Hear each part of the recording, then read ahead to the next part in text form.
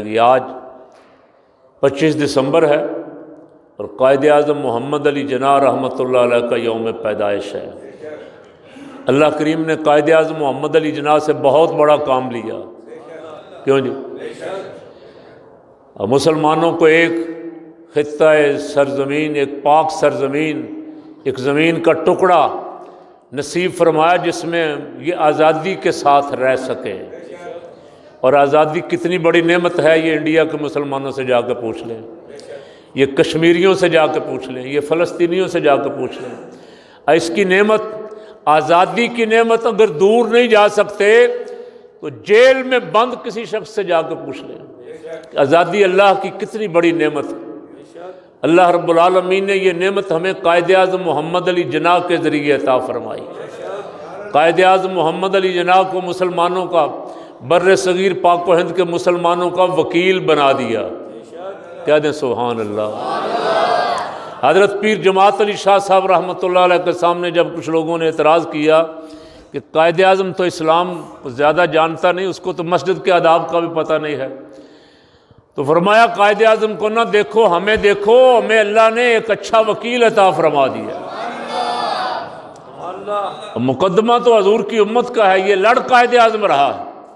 تو قائد اعظم محمد علی جناح رحمۃ اللہ علیہ پاکستان کے لیے لڑ رہے تھے، ایک آزاد وطن کے لیے لڑ رہے تھے۔ اللہ نے ان کی مدد کیسے فرمائی؟ فرمایا انما ولیکم اللہ ورسولہ۔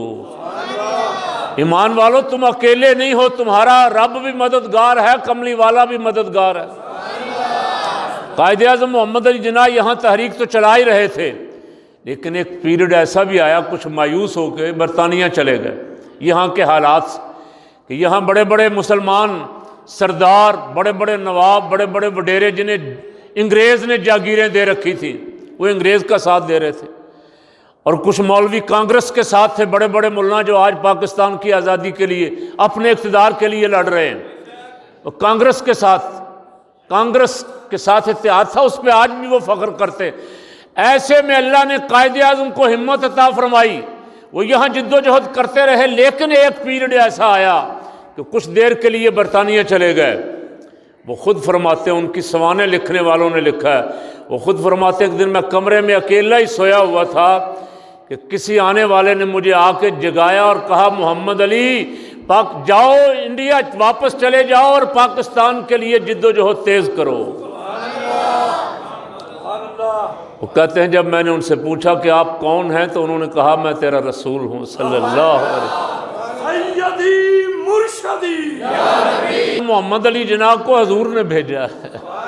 پاکستان جب بنا ہے تو پاکستان کی مدد فرمائی گئی کہ نہیں فرمائی گئی؟ بے سر و سامان مسلمانوں کی مدد فرمائی گئی، بڑے بڑے اولیاء اللہ خواب میں ملے، بہت سارے لوگوں کو پاکستان کے لیے نکلو، پاکستان کا ساتھ دو۔ اور بنارس میں اور اجمیر میں ہزاروں سنی علماء اور مشائخ اور اولیاء اللہ اکٹھے ہوئے، اور انہوں نے کہا کہ اگر خدا نخواستہ خاکم بدہن قائد اعظم محمد علی جناح بھی اس مطالبے سے پیچھے ہٹ گیا، پاکستان بنانے والے مطالبے سے، تو ہم پاکستان لے کے رہیں گے۔ اور یہاں بھی قرارداد پاکستان جب پاس ہوئی 1940 میں، جس کا میں نے ذکر کیا تھا پچھلے جمعے، تو یہاں بھی وہ سارے علماء ربانیین اور اولیاء اللہ جن کا نام بعد میں جمعیت علماء پاکستان ہوا، یہ سارے قائد اعظم کے ساتھ کھڑے تھے۔ اللہ تعالیٰ قائد اعظم کی قبر پہ کروڑوں رحمت نازل فرمائے۔